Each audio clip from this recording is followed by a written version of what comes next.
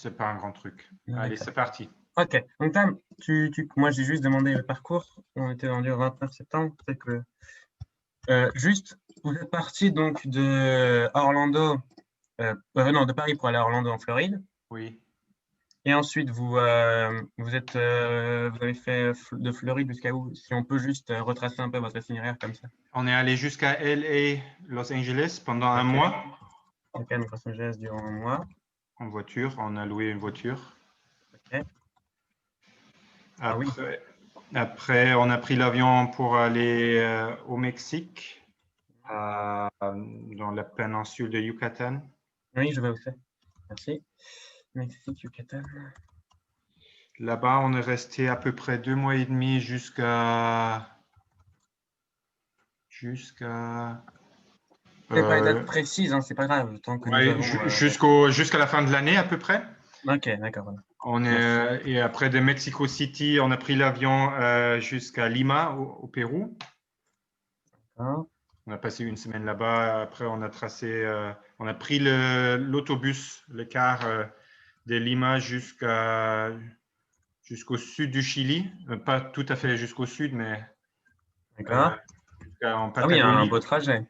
Oui, ça a duré un petit peu de temps. C'était long. Et après, on a fait un service volontariat au Chili. On est resté à peu près 3 mois au Chili aussi. 3 mois au Chili. On a pris le bus pour aller en Buenos Aires. Plus au Camco Brésil. Argentine. Non. Oui, Argentine, oui, je me dis. Non, mais Buenos Aires, c'est Argentine. pas loin. Oui, mais c'est. Ok, merci. Argentine.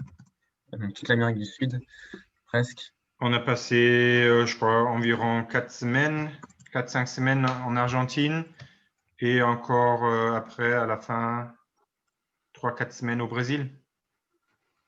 D'accord. Entre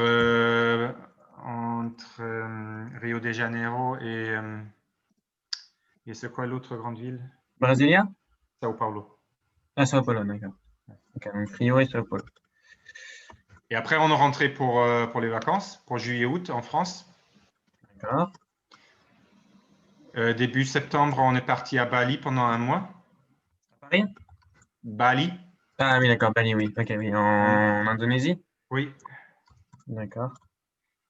Après, Ensuite, 2 mois à Bali, c'est ça? oui, non, un mois. Ah, un mois, ok. Désolé. En octobre, début octobre, on est passé en Australie. Ok. On est resté presque 3 mois là-bas. Tout le monde aime l'Australie, j'ai l'impression. Tout le monde, parce qu'on avait parlé avec d'autres gens aussi, et dès qu'ils vont en Australie, c'est toujours 3 mois, 4 mois.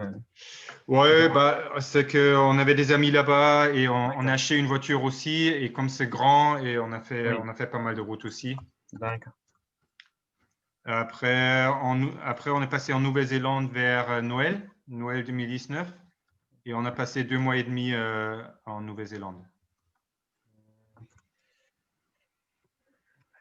2 mois et demi? D'accord, donc 2 mois et demi. 2 mois et demi environ, oui.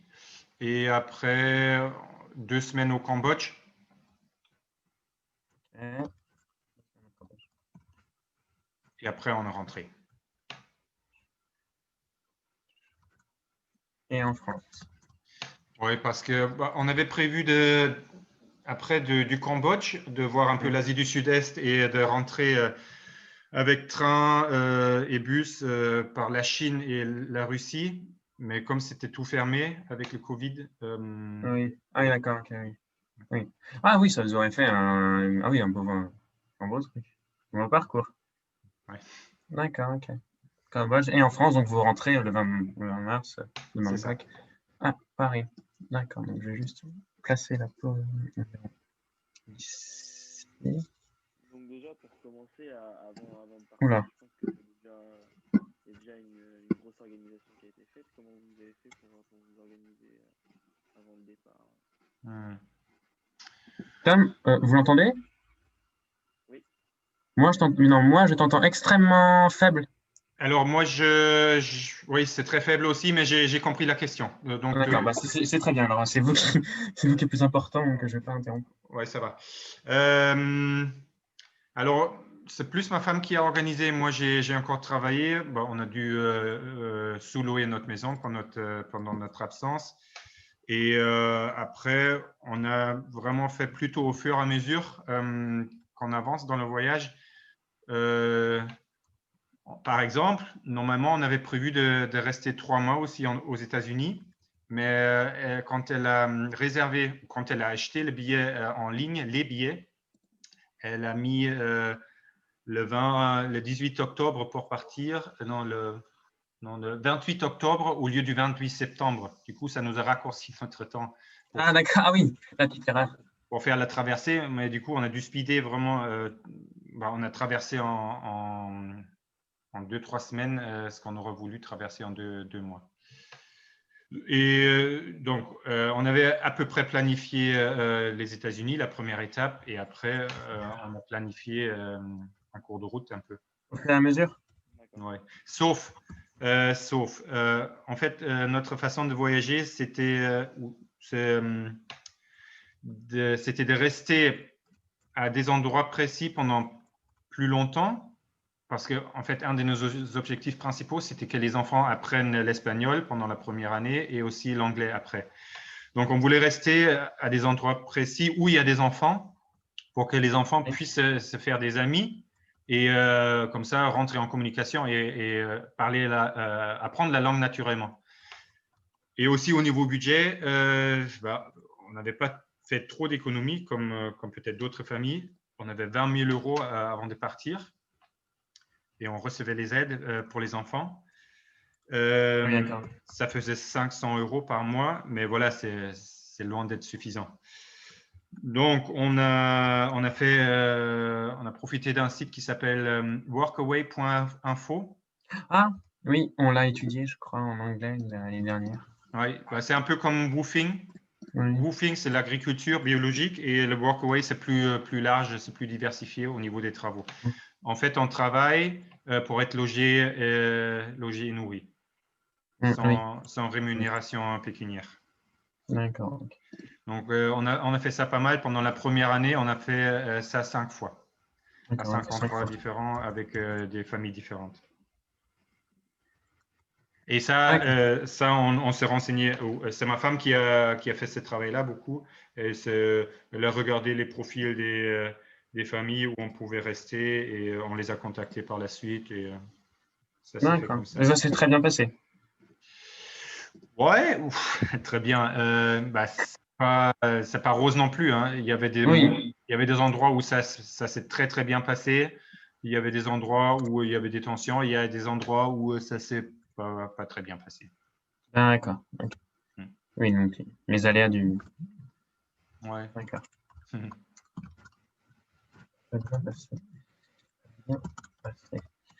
Oui, parce que vous voyagez, vous avez fait tout le voyage avec vos enfants, j'imagine, de 2018 jusqu'à 2020. Oui, voilà, oui, c'était vraiment le but principal. Ma femme et moi, on aimait toujours voyager quand on était encore un jeune couple sans enfants, et même avant. Et on voulait donner ce goût de voyage à nos enfants et les ouvrir vers d'autres cultures, et aussi pour l'apprentissage de la langue et tout ça.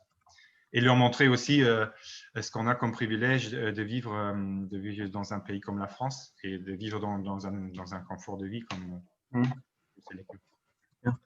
Apprendre la langue. C'était pas trop compliqué avec eux?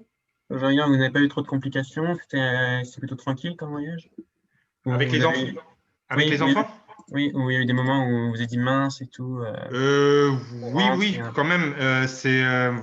C'est ce que j'explique parfois aux gens ici. C'est un voyage comme nous, on l'a fait, ce n'était pas des vacances. Parce qu'il y en a qui disent, ah voilà, 18 mois de vacances, super, vous rentrez. Et là, vous êtes au confinement, vous ne travaillez toujours pas. Mais non, c'était très fatigant, très éprouvant, enrichissant bien sûr aussi, mais c'est loin d'être des vacances.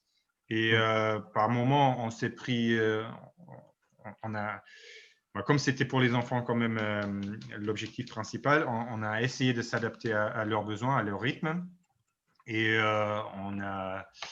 on est resté quand même aussi dans des auberges, dans des hostels, et on a fait aussi de la plage et de la détente, bien sûr.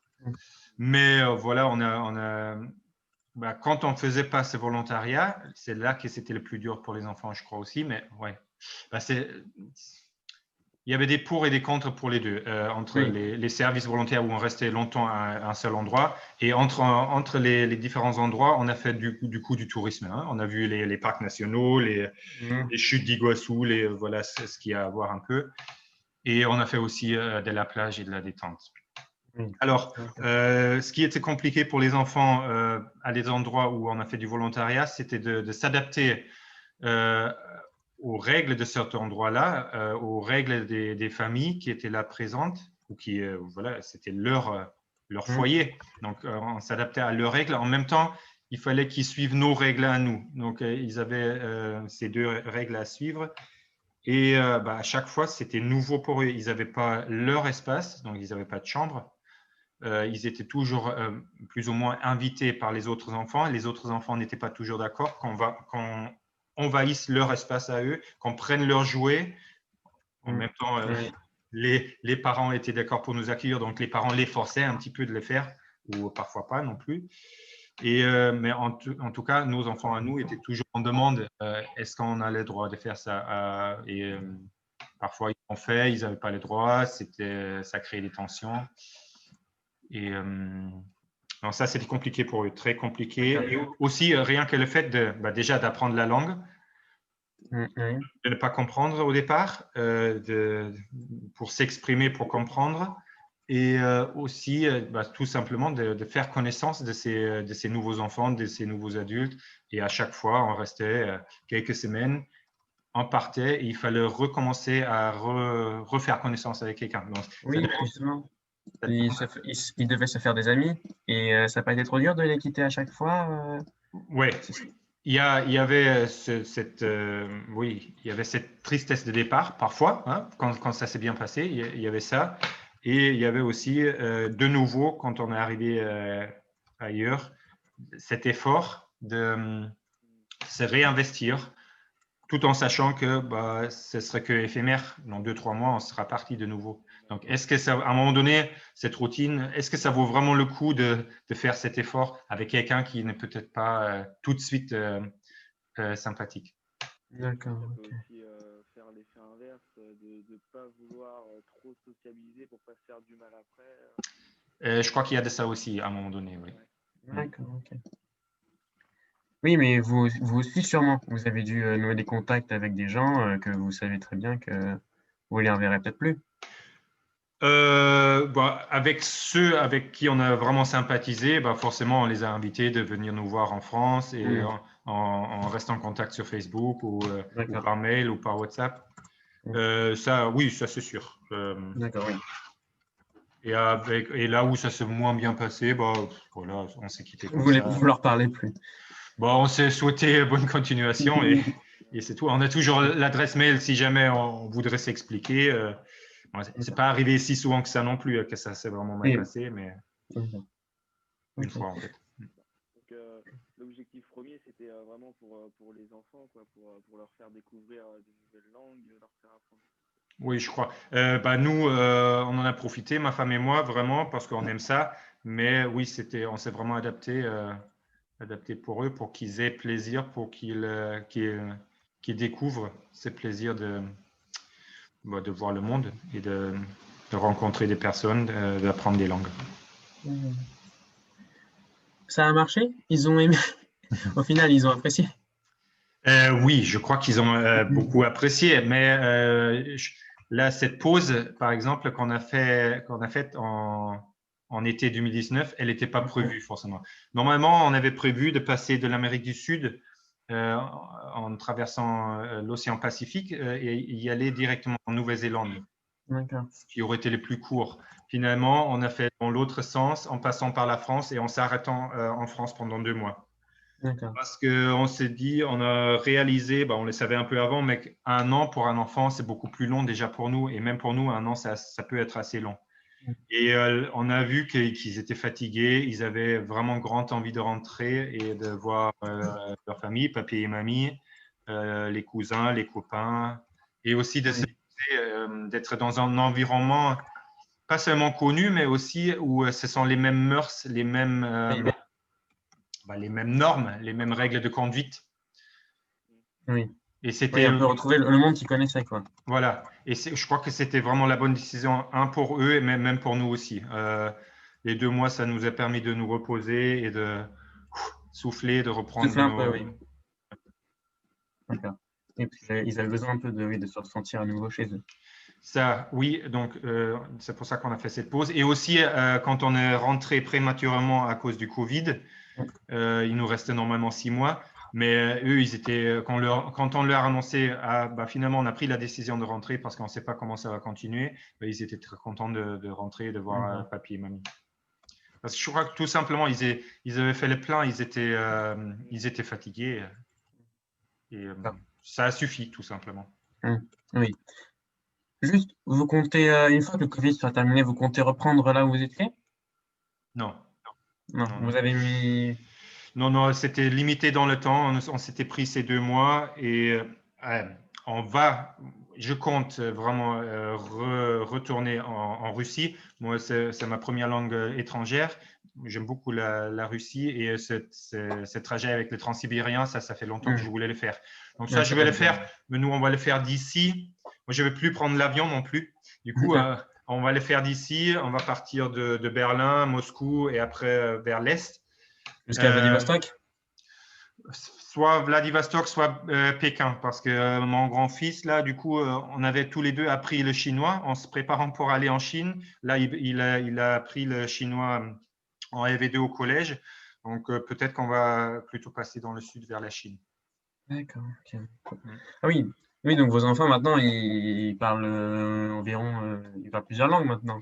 Ils sont. Oui, donc ils parlaient déjà français et allemand avec moi. Je leur parlais en allemand. Donc, je crois que ça, c'est un avantage pour apprendre d'autres langues par la suite, d'être bilingue dès Oui. départ. Et oui, ils ont bien appris l'espagnol, qui est assez proche du français. Et ils ont aussi très bien appris l'anglais, qui est proche de l'allemand et voilà, qui est assez présent quand même dans notre culture, même du quotidien ici en France. Oui, parce que dans les voyages que vous faisiez, dans les pays où vous alliez, vous parlez soit anglais, soit vous parliez anglais, principalement. Oui, c'est ça. Oui, anglais et espagnol quand vous étiez, par exemple. D'accord, ok. Le seul pays qui n'était pas soit hispanophone, soit anglophone, c'était le Cambodge et Bali. Et là-bas, pour le tourisme, tout le monde parle anglais. Et de toute Oui, façon, nous, on ne peut pas leur parler ni en autrement. indonésien. Voilà, donc vous avez pas vraiment le choix, d'accord. Ouais. D'accord. Mais vous avez quand même eu un choc du retour, que ce soit pour les 2 mois quand vous avez fait votre pause ou que ce soit ici, là, en mars de cette année. Est-ce que vous avez eu un choc un peu culturel du retour Alors, moi-même et ma femme, non, parce que nous, on a voyagé pas mal avant et aussi longtemps. Et je connais en effet ce choc de culture, non, pardon, ce culture shock, ce choc de culture Culturel. en revenant. En effet, mon premier voyage, moi j'ai passé une année d'échange aux États-Unis quand j'avais 17 ans et quand je suis revenu, en effet, c'était un grand choc. Et j'avais du mal à me réadapter à la culture allemande à ce moment-là. Mais là, cette fois-ci, non, on s'y attend. Hein. On connaît les avantages de sa propre culture et aussi les inconvénients et on fait avec. Et on apprécie, moi en tout cas, j'arrive à vraiment à apprécier. Je sais ce que ça vaut d'être chez soi et de pouvoir profiter de tous ces avantages. Et je fais avec les inconvénients, ça ne me dérange pas. Après, pour les enfants, je ne peux pas vous dire. Pour les inconvénients, mais je peux vraiment vous dire qu'ils étaient très contents de rentrer. Oui, j'étais content de rentrer. Et du coup, le confinement, comme on avait sous-loué notre maison, on ne pouvait pas revenir chez nous directement, mais on a passé une grande partie du confinement chez mes beaux-parents, donc c'est leurs grands-parents aux enfants. Et ils étaient super contents d'être avec papy et mamie. C'est à la Daguenière, à la campagne, avec un grand jardin. Et ils étaient ravis. D'accord. Oui, oui, parce que pour eux, ça a été un peu un soulagement de revenir dans une culture, dans un pays, dans un lieu dont ils connaissent. Voilà. Ok. Ça devait être un peu déstabilisant, non? Au début, pour eux. De partir? Oui, l'Amérique du Sud, ou vraiment ils se sont très vite habitués. Alors, ce qu'on a fait, on a fait exprès de commencer avec les États-Unis, hein, parce que c'est quand même, même si nous, en tant qu'adultes, un peu plus un peu plus éveillés, on a envie de critiquer les États-Unis, cette culture du capitalisme, de la consommation et tout. Mais pour les enfants, ça reste quand même la culture phare de notre culture occidentale. Hein. Il y a Superman, Batman, Spider-Man et Barbie et toute la compagnie. Et McDonald's, donc ils étaient contents de découvrir tout ça en réalité. Ouais, je crois que ça a bien marché. Et après, oui, c'était déstabilisant quand même après au Mexique, au Chili. Mais au niveau de la culture, mais oui, plus aussi pour des raisons que je vous ai dit tout à l'heure, au niveau personnel, quand on a rencontré les gens et qui sont différents un peu que des Français, qui parlent une autre langue. Donc, tout ça, à ce niveau-là, c'était plus déroutant pour eux. Oui, vous avez rencontré d'autres Français là-bas, des expatriés ou oui, bien sûr. Des Français et des Allemands, oui. D'accord, ok. Et oui, d'accord, ok. Et c'est vrai que de rencontrer des compatriotes à l'étranger, ça rassure un peu et ça fait du bien, oui, bien sûr. Et une petite question qu'on n'a pas forcément posée, les enfants, ils étaient enthousiastes avant quand vous leur avez donné l'idée de partir comme ça Oui, bien sûr. Mais je vous avoue qu'on a aussi présenté le projet de façon qu'ils soient enthousiastes. On leur dit, ah bah oui, on va partir, vous vous rendez compte oui, bien sûr. Après, partir quand on est enfant, c'est vrai que c'est non. Il faut aussi dire que le plus jeune, par exemple, ils avaient 5, 7 et 9 ans. Hein. Et prenons l'exemple le plus parlant, Robin qui avait 5 ans, il ne peut pas s'en rendre compte de partir pendant 1 an, il ne sait pas ce que c'est, il ne sait même pas ce que c'est 1 mois. Donc quand on leur dit on va partir pendant 2 ans, ils sont enthousiastes, mais ils ne sont pas du tout conscients de l'ampleur que ça va prendre. C'est peut-être pour ça qu'ils étaient heureux de revenir faire une pause. Okay. Globalement, c'était une bonne expérience. Bien sûr. Très enrichissante pour tout le monde. Bien sûr. Eux, je crois qu'eux, ils vont s'en rendre compte plus tard. Et même aujourd'hui, hein, après, avec un peu de recul, là, ça fait 6 mois qu'on est rentré. Là, ils apprécient plus que tout de suite que pendant qu'ils étaient dedans. Et ils ont envie de repartir? Ils vous ont fait remarquer ou vraiment pour eux, ils préfèrent, si jamais vous avez parlé avec eux, ils préféraient rester encore en France un moment ou ils ont juste envie de repartir, etc. Parce que ça leur a plu. Alors vraiment, là, vous avez pas parlé? Avec le grand, j'en ai parlé un petit peu parce que là, comme il apprend le chinois, vous connaissez Duolingo? Oui. Ouais. Donc lui, il aime bien Duolingo, il aime bien apprendre des langues en général. Et là, il apprend le russe parce que je lui dis l'été prochain ou l'été d'après, on va avec mon père, avec papy, on va peut-être faire ce transsibérien, non, soit l'été prochain. Donc vous avez déjà prévu de refaire le. D'accord. Donc je lui ai dit que oui, on va repartir, mais pas aussi longtemps, parce que là c'est fini. On ne peut pas se permettre encore de ne pas travailler pendant si longtemps. On ne va pas se prendre encore une année sabbatique, mais on va partir pendant l'été, pendant les grandes vacances, par exemple en Russie ou ailleurs, mais pas aussi. Mais on va rester sur. Durant les vacances. Voilà. Et ça, oui, ça leur convient. Mais pour partir plus longtemps, encore une fois, comme ça, pour le moment, non. Parce que là, c'est pour ça aussi qu'on l'avait fait à ce moment-là, quand ils étaient assez jeunes, pas trop jeunes, mais pas trop vieux non plus, parce que là, je crois qu'au niveau développement personnel, ils rentrent dans une phase où c'est de plus en plus important de rester avec leurs copains et de rester dans ce cercle amical. Et je crois que ça leur est très important et je ne voudrais pas requitter ça maintenant. D'accord. Okay. Même pour l'apprentissage des langues, c'est intéressant à cet âge-là, ils ont plus de facilité. Voilà, oui, exactement. Ouais. Et moi-même, donc oui, je suis allemand, mais je suis enseignant de langue aussi. J'ai étudié l'allemand et le français pour être enseignant. J'enseigne aussi à la Cato l'allemand. D'accord, c'est pour ça alors. Que notre prof vous connaît. Oui, je la connaissais avant déjà. Mais en tout cas, même si j'enseigne des langues dans une salle de classe, dans une université, moi, je suis convaincu que l'apprentissage naturel des langues dans l'environnement, dans la culture, même en parlant avec les gens, en l'utilisant tous les jours, c'est beaucoup plus efficace et ça fait beaucoup plus de sens. Moi, je n'y crois pas vraiment. Bon, allez, dans une salle de classe, si les participants, si les apprenants sont motivés et c'est de leur gré qu'ils apprennent, oui. Mais au collège, par exemple, de forcer les élèves à apprendre une AV1, une AV2, et ce n'est pas leur choix, non, j'y crois pas. C'est inefficace. Ok. Et c'est pour ça qu'on est parti. Et là, dans cet environnement, ils voyaient que ça fait du sens, qu'il y a une motivation de l'apprendre. C'était pas trop dur pour eux, justement, de tomber dans un Non. environnement où ils ne connaissaient rien, ils devaient apprendre par eux-mêmes les langues, etc.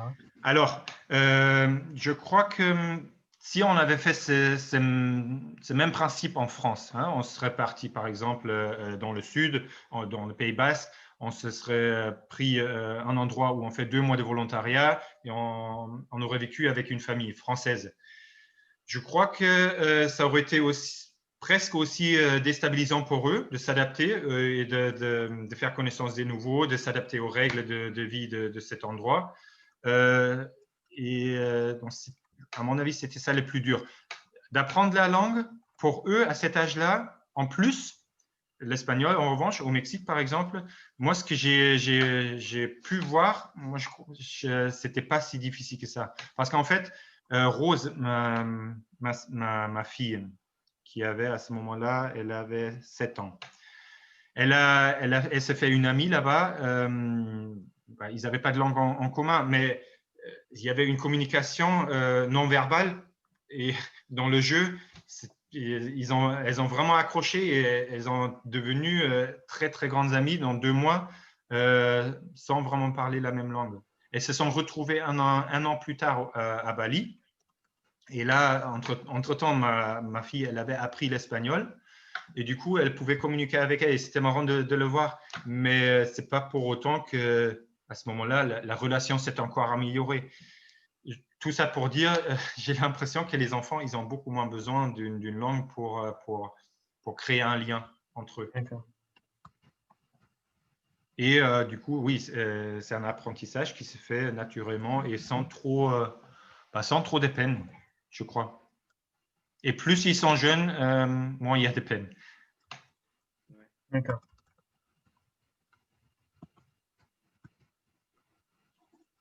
Vous leur feriez ou pas ces voyages de 2 ans? Si même vous aviez les moyens, la possibilité, vous leur feriez ou pas? Oui, bien sûr. D'accord. Alors, non, là maintenant, à ce moment-là, À la fin du Covid-19, parce qu'évidemment, disons oui. Genre, vous décidez là maintenant, vous avez les moyens, que le Covid est parti, et vous repartez en famille faire un tour du monde pendant 2 ans.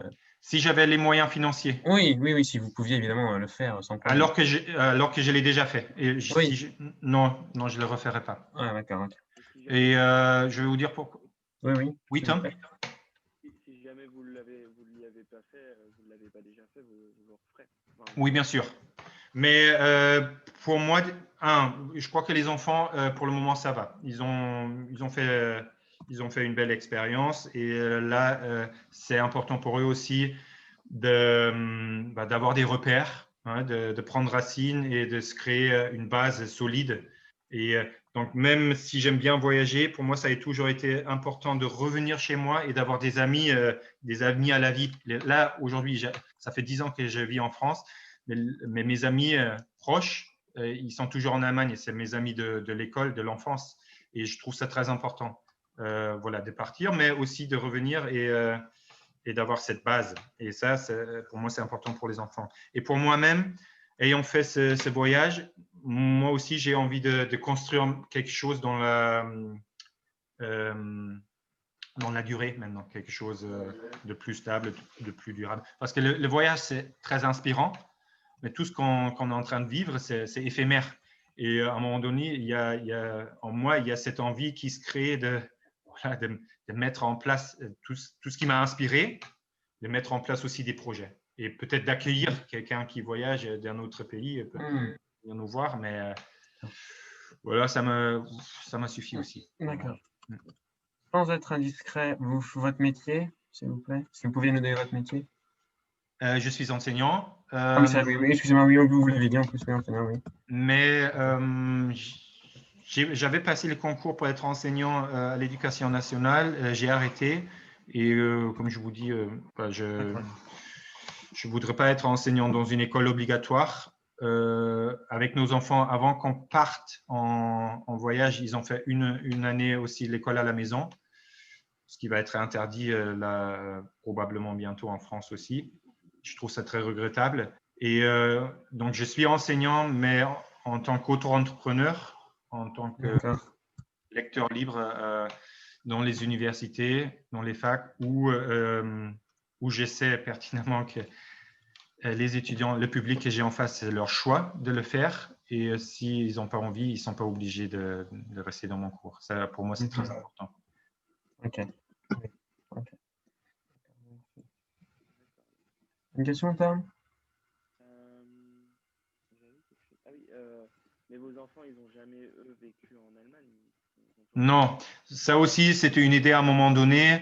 En fait, avant de réaliser ce voyage, on avait hésité aussi peut-être vivre soit en Allemagne, mais peut-être que ça, on pourra le faire encore, ou vivre dans un pays anglophone, ou vivre dans un pays hispanophone, mais au même endroit pendant plus longtemps, pendant un an, faire comme une année d'échange.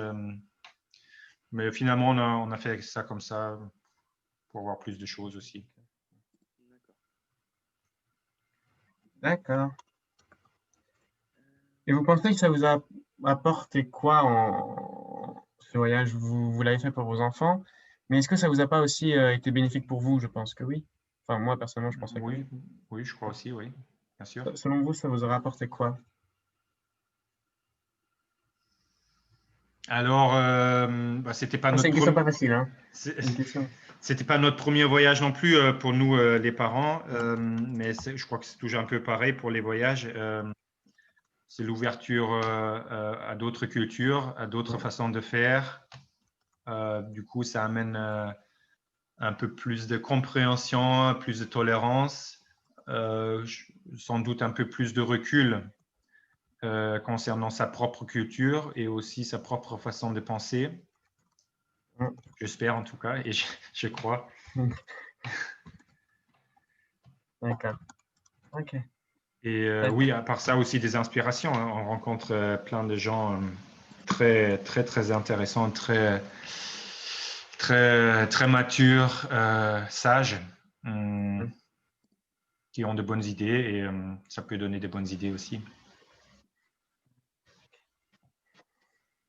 Ben, pour moi, je vous ai posé toutes les questions que je voulais. Donc moi, Tom, à moins que tu en aies d'autres, Tom. Non, mais du coup, vous avez quand même arrêté sur la fin de votre voyage, c'était pendant la période Covid. Oui. Du coup, vous avez senti vraiment une grosse différence par rapport à quand il n'y avait pas du tout la crise et maintenant, à la fin de votre voyage, quelle a été les grosses différences? La grosse différence concernant la France ou l'environnement? Par exemple, quand vous étiez au Cambodge, votre dernier. Oui. Et puis là-bas, du coup, il y avait la crise aussi. Oui. Juste avant que vous rentrez. Et du coup, comment ça a chamboulé un petit peu ce que vous vouliez faire? Enfin, qu'est-ce que la crise a fait en fait sur votre voyage, quoi? Ah ouais, ça a tout changé quand même, hein. Vraiment. Vraiment tout. On avait prévu. Déjà en Asie du Sud-Est, ma mère voulait nous rendre visite, mes beaux-parents nous voulaient rendre visite et deux familles différentes voulaient nous rendre visite à des endroits différents, en Thaïlande, au Vietnam. Donc on ne les a pas vus, ces quatre visites qu'on voulait avoir en Asie du Sud-Est. Comme là-bas, c'est le moins cher hein, pour voyager, pour les autres, pour faire des vacances, ça aurait été le plus propice. Donc ça, on n'a pas vu. On n'a pas vu la Chine, cette culture quand même très, très différente de la nôtre. Oui. Cette ancienne culture et en même temps avec ce nouveau mode de fonctionner politiquement très fermé, très dirigiste. On voulait voir ça. On voulait parler avec les gens. On avait chez eux, on avait aussi un endroit où on pouvait se faire du service volontaire. Et ils avaient l'air assez sympas, ces gens-là. C'est une ferme biologique. Et ça aurait été Oui, intéressant. dans les campagnes chinoises. Oui, ça aurait D'accord. été intéressant de parler un peu avec eux pour savoir comment eux, ils voient la chose. Oui, oui, là. Donc, oui, on n'a pas pu faire tout ça. Après, quand ça a commencé, il y avait juste la Chine qui était fermée. On voulait passer par en bas, par l'Inde et aussi l'Iran, la Turquie. Donc, ça, on avait aussi grand envie de le faire. Mais là aussi, on était finalement déçus que ce ne soit pas possible. Donc, oui, si, il y a beaucoup de déceptions, des choses qu'on n'a pas vues. Mais en même temps, tout ça, ça reste sur le continent de l'Eurasie, donc on peut encore le voir plus tard. Et en même temps, ce que je vous ai dit, déjà au niveau finance, c'était quand même dur. Et au niveau physique, fatigue, psychologique aussi, on avait fait le plein et on l'a pris comme le destin. Et ouais, on n'en voulait pas au destin de devoir rentrer. Oui, parce que quand vous êtes rentré en France le 20 mars, c'était parce qu'on avait annoncé un confinement en France. Enfin, c'est bien ça, je crois, non? Ou vous êtes rentré avant? Non, je crois que le confinement, ça a commencé juste une semaine avant, le 14 peut-être. Ah oui, d'accord. Oui, donc Et, quand la France a commencé à avoir ses cas, vous étiez encore au Cambodge. ouais. Et D'accord, c'était utile de savoir. Ok. alors, on n'est pas rentré pour vivre le confinement. Ça, on aurait bien aimé éviter. Mais là-bas, en Asie du Sud-Est, c'était quand même, il n'y avait pas de confinement, loin de ça. Mais en tant qu'étranger, en tant que touriste, bah, du coup, c'était nous les responsables pour apporter le virus. Et du coup, on se sentait pas très on se sentait pas les bienvenus, pas partout. Hein. Après, ils ne te les faisaient pas plus sentir que ça, les Cambodgiens ou les Thaïlandais. Mais on n'avait pas la possibilité, du coup, de faire du service dans les assos. Ça, c'était plus possible. Et alors que ça, c'était notre objectif. On ne voulait pas rester dans les auberges, dans les hostels, payer. C'était assez cher quand même, même en Asie du Sud-Est. On n'aurait pas pu se le permettre financièrement aussi. Et ce n'était pas intéressant non plus de rester dans ces auberges et de ne rien voir et de ne pas parler avec les gens. Parce que là, dans les auberges, dans les hostels, tu vois que les touristes européens et américains. Oui. Il y a des pays qui vous tentent que vous n'avez pas encore fait parce que vous avez parlé de la Chine, de la Russie, mais la Corée, le Japon, ou parce que ou Oui, l'Iran, comme l'Inde, comme vous avez dit aussi. Oui, donc il y a encore le monde qui vous attend, quoi. oui, il y a oui, bien sûr, beaucoup de pays. Oui, donc. Aussi, les enfants, le petit il fait du judo, par exemple. Lui, il aimerait vraiment voir le Japon. On l'aurait fait aussi, mais c'était trop cher aussi. Oui. Oui, la Russie, l'Inde, c'est sûr. L'Iran aussi, parce qu'on a une mauvaise image de l'Iran qui est véhiculée dans les médias. Mais j'ai très, très souvent entendu dire que le peuple, il est très sympa et c'est vraiment pas si grave que ça, ce qu'on pense. Et oui, et aussi le Maghreb. Hein, on voudrait bien voir le Maghreb. Oui. D'accord. Oui, donc vous avez encore. Vous partirez, quoi. Oui, bien sûr, mais pas si longtemps que ça. Ouais. Ouais. Oui, en durée beaucoup plus restreinte. D'accord, ok. Ponctuel, oui. Est-ce que dans ce que vous avez, dans les destinations que vous avez fait, vous avez senti, par exemple, je sais pas, au Cambodge ou en Nouvelle-Zélande, ou n'importe quoi, à un endroit où il y a vraiment une culture différente, où c'est carrément différent par rapport à ce que vous avez l'habitude de vivre Oui, alors je crois que quand même, je crois que le Cambodge, c'était le plus dépaysant pour nous, étant donné que tout ce qui est Amérique, c'est quand même, ça a été colonialisé à un moment donné. Et c'est la culture anglophone ou hispanophone, donc c'est occidental. Après, le Cambodge aussi a été colonisé par la France, mais après, peut-être qu'il Oui, était moins touché. voilà, c'était moins lent dans la durée et c'est quand même le bouddhisme qui prône. Oui, après. Ils parlent leur propre langue, c'est pas l'anglais ou l'espagnol qui parlent, ils parlent le C'est vrai. cambodgien, le khmer. Et on allait juste commencer à voir un peu ces pays qui ne sont ni anglophones ni hispanophones, donc pas occidental. le Bali, on a vu le Bali, mais le Bali, c'est quand même aussi très adapté au tourisme occidental. Non, c'était sympa, très sympa. Ils sont très sympas, les gens. Ce sont des bouddhistes aussi, très accueillants, très hospitaliers. Mais voilà, c'est pas très déroutant parce que là, on était aussi plus dans des hostels. C'était plus du tourisme vous aussi. étiez un peu dans une petite bulle, en gros. Oui. Beaucoup de voyageurs, je crois. Oui, après le Cambodge, si on veut aller voir, oui, après, voilà, quoi, Ouais. Même au Cambodge, on peut y aller au Cambodge et le Cambodge aussi est bien adapté au tourisme. Et quand on reste dans les backpacker hostels, les auberges, on peut profiter de tous les conforts que nous donne la culture occidentale et en même temps sortir ponctuellement pour voir un peu le monde réel du Cambodge. C'est assez confortable. C'est intéressant, c'est enrichissant, mais confortable. Nous, on a fait une semaine dans un petit village, dans une assoce qui donnait des cours d'anglais à des Cambodgiens et on est resté avec la famille là-bas. Et pendant une semaine, on a vécu dans ces conditions de vie et c'est très clairement pas la même chose. Non. On est rentré cette semaine-là au Cambodge, elle était plus dure que 2 mois au Chili ou 2 mois au Mexique. Parce que c'est pas les mêmes standards de vie, c'est pas les mêmes. On n'est pas habitué. Ouais. Il n'y avait pas des clims, il n'y avait pas de l'eau courante, et il n'y avait pas. Oui, vous étiez dans un petit village bien, d'accord. Ouais. C'est dur, hein.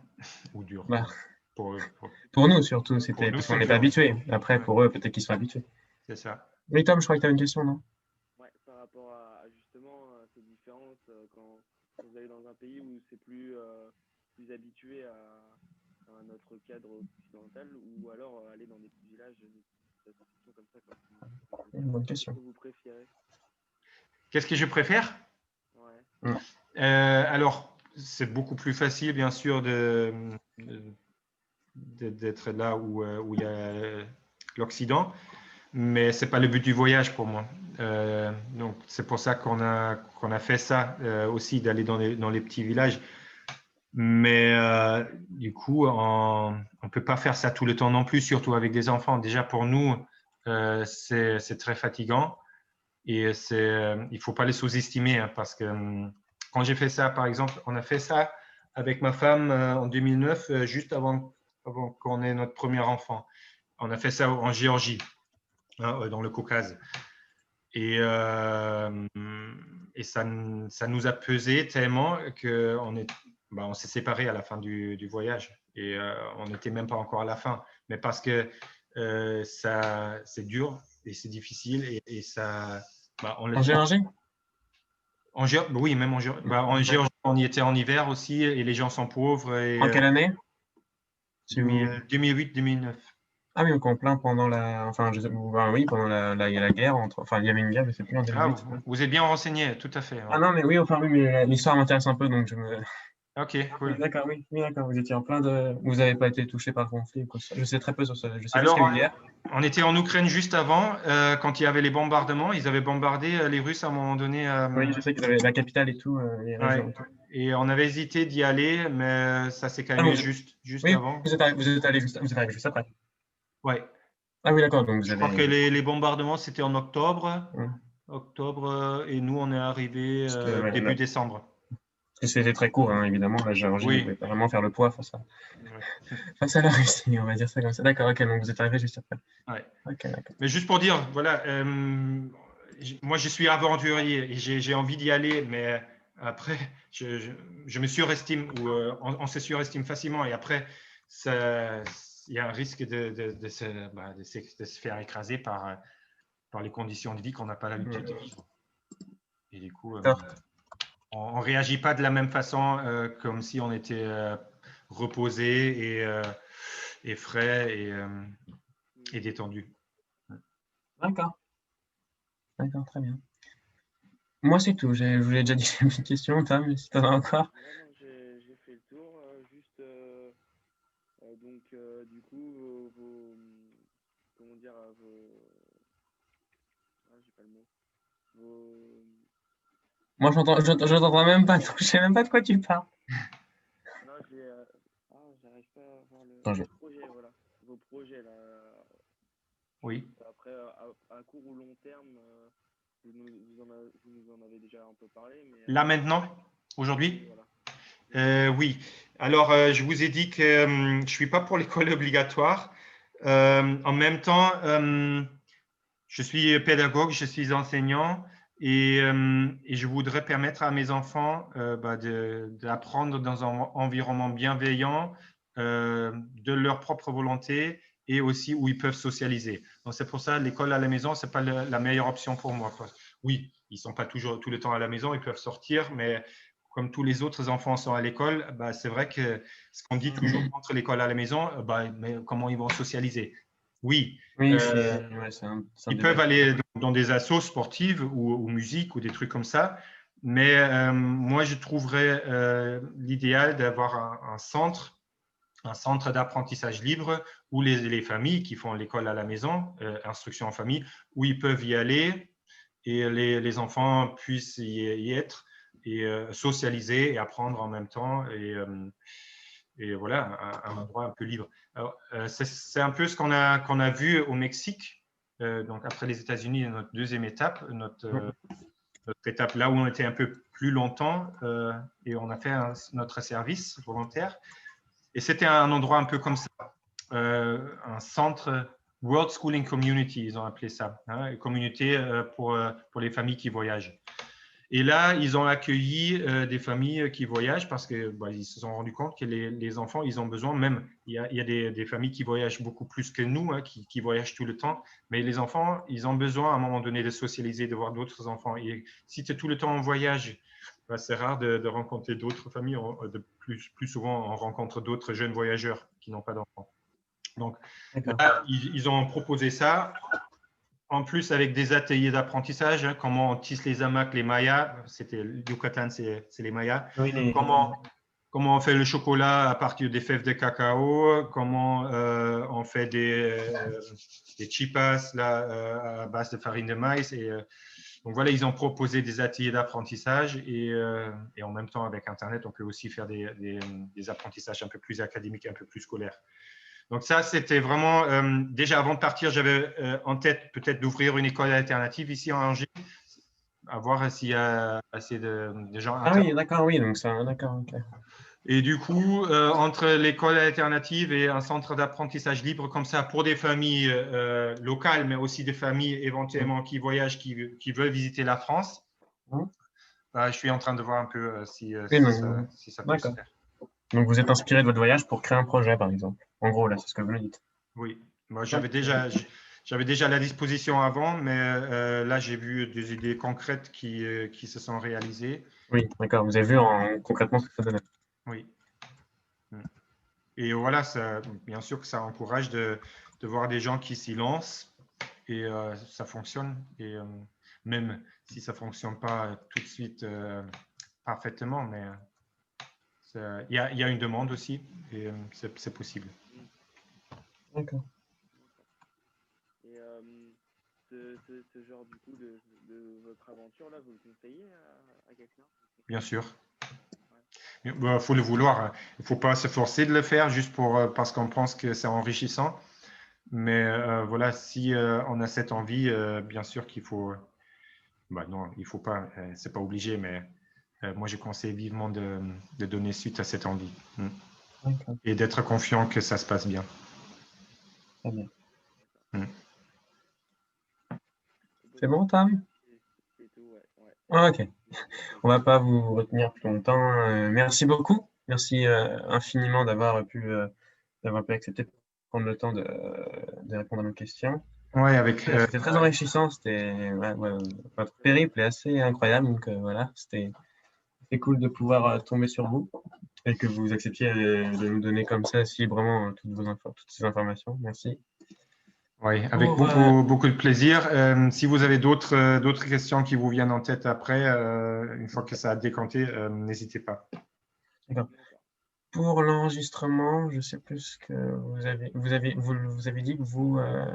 Alors, j'espère que ça a bien marché. C'est toujours en train d'enregistrer. Je vais arrêter là. D'accord, ok. Et après la vidéo, je vais télécharger ça sur YouTube et je vous enverrai les liens. D'accord. Ok. Très bien. Ben, si ça ne vous dérange pas, voilà.